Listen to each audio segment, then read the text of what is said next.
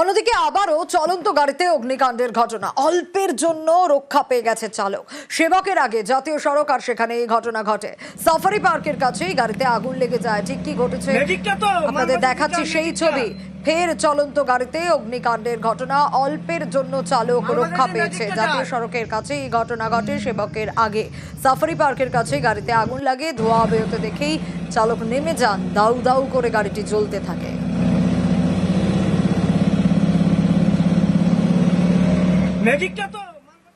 কাটোয়ায় পরিত্যক্ত বাড়িতে জোড়া বিস্ফোরণ হয়ে গেল। উড়ে গেল অ্যাসবেস্টসের চাল, ধসে গেল পাঁচিল, আর ঘটনাস্থলেই একজনের প্রাণ চলে গেল। এক আহতকে গ্রেপ্তার করেছে পুলিশ। স্থানীয়দের দাবি, বোমা বাঁধতে গিয়েই এই বিস্ফোরণ।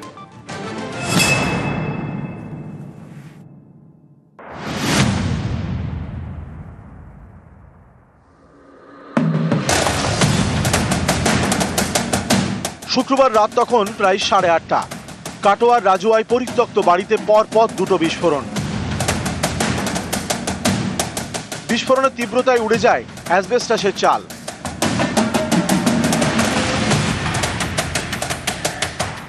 লন্ডভন্ড বাড়ি। বিস্ফোরণের তীব্রতায় ধসে গিয়েছে পাঁচিল। চারিদিকে ছড়ানো ভাঙা ইট, অ্যাসবেস্টসের টুকরো। বিস্ফোরণের তীব্রতা এতটাই ছিল যে মশারির টুকরো পৌঁছেছে নারকেল গাছের ডালে।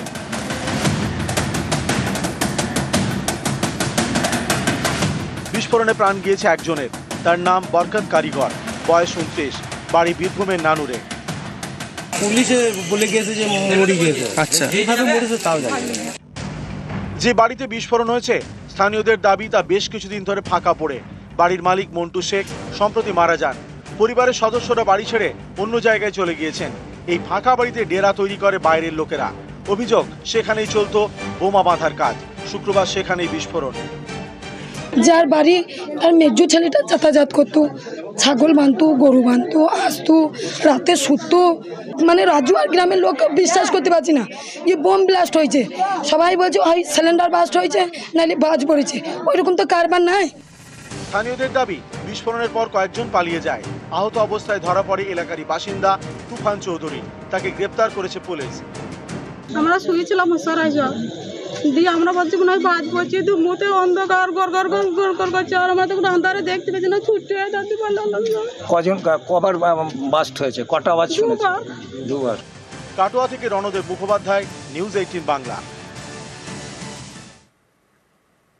কাটোয়ায় জোড়া বিস্ফোরণ, আর এই জোড়া বিস্ফোরণে পুলিশের জালে তুফান চৌধুরী। কে তুফান চৌধুরী?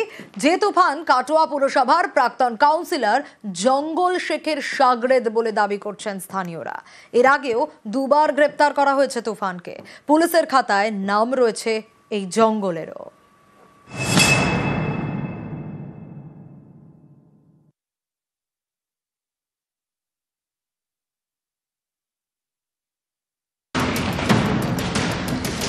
কাটোয়ায় পরিত্যক্ত বাড়িতে জোড়া বিস্ফোরণ। স্থানীয়দের দাবি, বোমা বাঁধতে গিয়ে বিস্ফোরণ। তদন্তে নেমে পুলিশের সামনে একাধিক নাম। বিস্ফোরণের পরই পুলিশ গ্রেপ্তার করেছে স্থানীয় বাসিন্দা তুফান চৌধুরীকে। আগেও দুবার তাকে গ্রেপ্তার করেছে পুলিশ।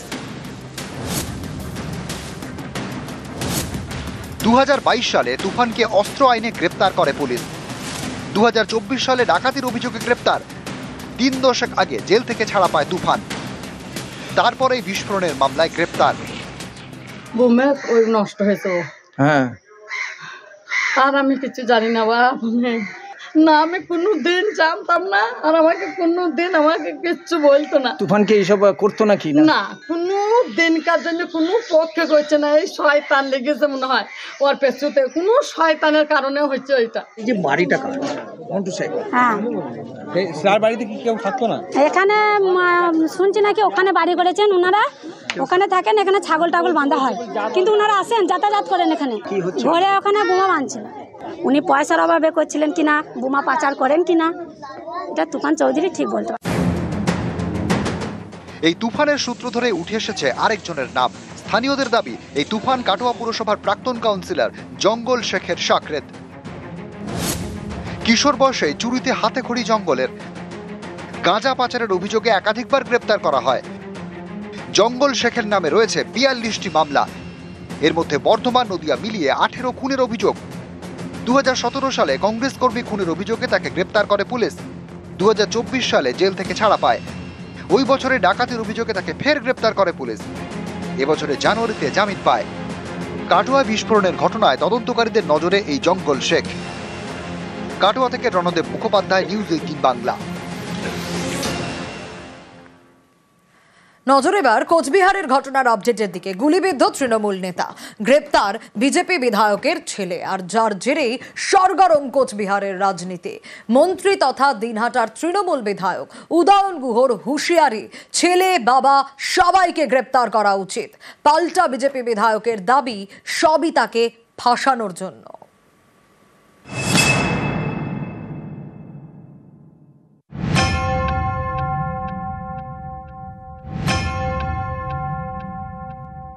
যেমন বাবা তেমন ছেলে, দুই ছেলে এবং বাবা, তো সবাইকে গ্রেপ্তার করা যায়।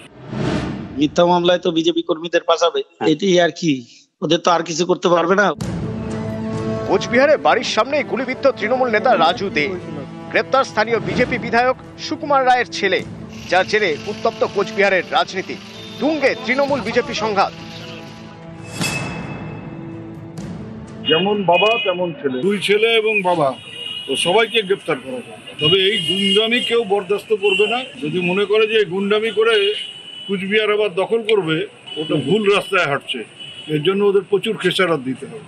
ওর পায়ের তলার থেকে মাটি সরে গেছে বলে ও এইসব করাচ্ছে।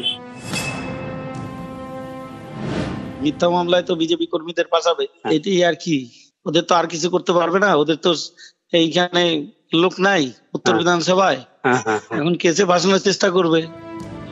বৃহস্পতিবার রাতে পার্টি অফিস থেকে ফেরার পথে গুলিবিদ্ধ হন কোচবিহার 2 নম্বর ব্লকের চকচকা পঞ্চায়েত সমিতির কর্মাধ্যক্ষ রাজু দে। তৃণমূলের দাবি, রাজনৈতিক জমি তৈরিতে বাধা হয়ে দাঁড়াচ্ছিলেন বলেই বিজেপির নিশানা করে এই তৃণমূল নেতাকে। গত পঞ্চায়েত নির্বাচনে এখানে প্রায় 106খানা গ্রাম পঞ্চায়েত বিজেপি জিতেছিল। লোকসভা নির্বাচন থেকে বিজেপি তার অবস্থান বুঝতে পারলো যে দিন খারাপ। বিজেপির প্রধান, গ্রাম পঞ্চায়েতের মেম্বার এরা তৃণমূলে আসতে শুরু করেছে। যাকে গুলি করা হলো রাজু, এ গত 1 মাস আগে বিজেপির এই বিধায়ক যে গাড়িতে এসেছিলেন, এই স্করপিও গাড়িতে সুকুমার রায় বসেছিল এমএলএ, তাকে অ্যাজিটেশন দেখায় এখানকার স্থানীয় লোকেরা, যে এলাকার রাস্তাঘাট, ড্রেন কিছু হচ্ছে না, নিকাশি হচ্ছে না, আপনি কি করলেন 4 বছর।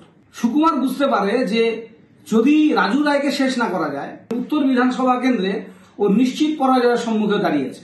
তার ফলে আমাদের পার্টি কর্মীদের, নেতাদেরকে হত্যা করে নিজেদের এলাকা দখল রাখবার চেষ্টা করছে।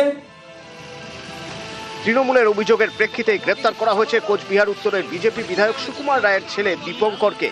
বিধায়ক পুত্রের পাল্টা দাবি, গোটাটাই তাকে ফাঁসানোর চক্রান্ত। দীপঙ্কর, তোমাকে কি ফাঁসানো হলো? মানে কি কারণে, কি মনে হচ্ছে? রাজনৈতিক কারণ।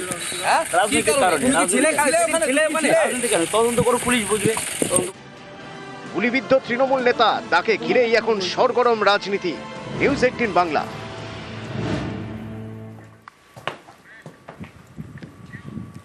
বাংলা বললেই বাংলাদেশি বলে সন্দেহ। বৈধ নথি থাকা সত্ত্বেও ওড়িশায় গিয়ে আটক এ রাজ্যের পরিযায়ী শ্রমিক। রাজ্য প্রশাসনের হস্তক্ষেপে শুক্রবার বাড়ি ফেরেন তিনি।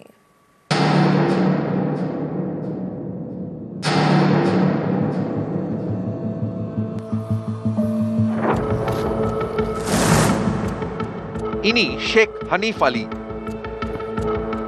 পশ্চিম মেদিনীপুরের ঘাটালের বাসিন্দা। অভিযোগ, বাংলাদেশি সন্দেহে তাকে ওড়িশায় আটকে রাখা হয়। শুক্রবার ঘাটালে নিজের বাড়িতে ফেরেন শেখ হানিফ আলী। হানিফের দাবি, ওড়িশায় তিনি কাঠের কাজ করেন। তার অভিযোগ, 26শে জুন বুধবার তিনি ওড়িশার একটি নির্মীয়মান বহুতলে কাজ করছিলেন। সেখান থেকেই তাকে ধরে নিয়ে যায় পুলিশ, আটকে রাখে। প্রশাসনের সাহায্যে শুক্রবার তিনি বাড়ি ফেরেন।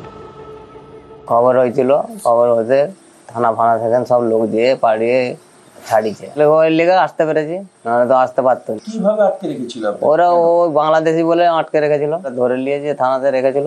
থানা থেকে আবার কোর্টকে লিয়ে এলো। বাড়ি ফিরেছি, একটু ভালো লাগছে।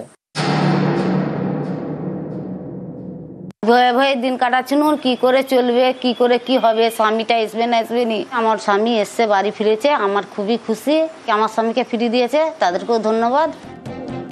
কয়েকদিন আগেই ভারতের আধার কার্ড ভোটার কার্ড থাকা সত্ত্বেও মুর্শিদাবাদের শ্রমিকদের জোর করে বাংলাদেশে পাঠিয়ে দেওয়া হয়। কোচবিহারে এনে বাংলাদেশে পুশব্যাক করে বিএসএফ। পরে প্রশাসনের হস্তক্ষেপে মুর্শিদাবাদের শ্রমিকরা বাড়ি ফেরেন। মুর্শিদাবাদের পরে এবার পশ্চিম মেদিনীপুর। বাংলা বলাতেই বাংলাদেশি দাগিয়ে দেওয়ার চেষ্টা।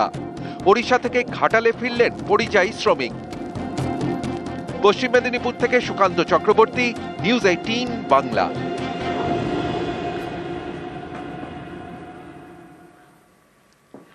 ভাষা নিয়ে বাংলায় রাজনীতি হচ্ছে, এটা বাংলা সংস্কৃতি নয়। তো শ্রমিক ভট্টাচার্যের বিজেপি শাসিত রাজ্যে বাংলা বললে অত্যাচার, বাংলাদেশি তকমা দিয়ে অত্যাচার, শ্রমিককে আক্রমণ কুণালের। আজকে ভাষা নিয়ে রাজনীতি কোনোদিন পশ্চিমবঙ্গে হয়নি। বিহার উত্তরপ্রদেশের মানুষকে আজকে হিন্দিভাষী বলে তাদের চিহ্নিত করে দেওয়া হচ্ছে। এটা বাংলার সংস্কৃতি নয়, বাঙালির সংস্কৃতি। আজকে যে রাজস্থানের বাসিন্দারা এখানে যে শিল্প স্থাপন করেছে একের পর এক, আপনি তারা বহিরাগত বলবেন, তারা কর্মসংস্থান তৈরি করেনি। উত্তরপ্রদেশের বিহারের মানুষ পশ্চিমবঙ্গের শিল্পায়নে তাদের কোনো যোগদান নেই। তৃণমূল কংগ্রেস যাচ্ছে, পৃথিবীর কোনো শক্তি আটকাতে পারবে না। যে সরকার তৈরি করতে চলেছে, আমরা অপেক্ষা করতে বলছি শিল্পপতিদের। যার একটা বছর অপেক্ষা করুন, দয়া করে এখান থেকে পুঁজি আর সরিয়ে নিয়ে যাবেন না। বাংলায় আমরা উপযুক্ত শিল্পের পরিবেশ তৈরি করব, রেড ট্যাপিজম থেকে মুক্ত করব, এক্সটর্শন, টাকা তোলা যে রাস্তা সেটা আমরা বন্ধ করে দেব। যুগ যুগ ধরে বিভিন্ন রাজ্যের মানুষ, বিভিন্ন ভাষাভাষী বাংলায় থাকেন, তারা সবাই বঙ্গবাসী। বিজেপির রাজ্যগুলোতে বাংলায় কথা বললে তাদেরকে বাংলাদেশি বা বিদেশি বলে তকমা লাগিয়ে তাদের উপর হামলা হচ্ছে, সন্ত্রাস হচ্ছে, অবিচার হচ্ছে, অন্যায় হচ্ছে। এগুলো ভারতীয় জনতা পার্টির সরকার, ভারতীয় জনতা পার্টি করছে। আমাদের তরফ থেকে তো আমরা বিভাজন করি না। বিজেপিকে দেখে শিল্পপতিদের আসতেও হয় না, বিজেপির কথা শুনে কেউ যাবেনও না। বাংলায় মমতা বন্দ্যোপাধ্যায়ের জন্য দেশের শ্রেষ্ঠ শিল্পপতিরা বাংলায় আসছেন। একের পর এক বড় প্রজেক্ট হচ্ছে। বরং বিজেপি চাইছে না বাংলায় শিল্পায়ন হোক,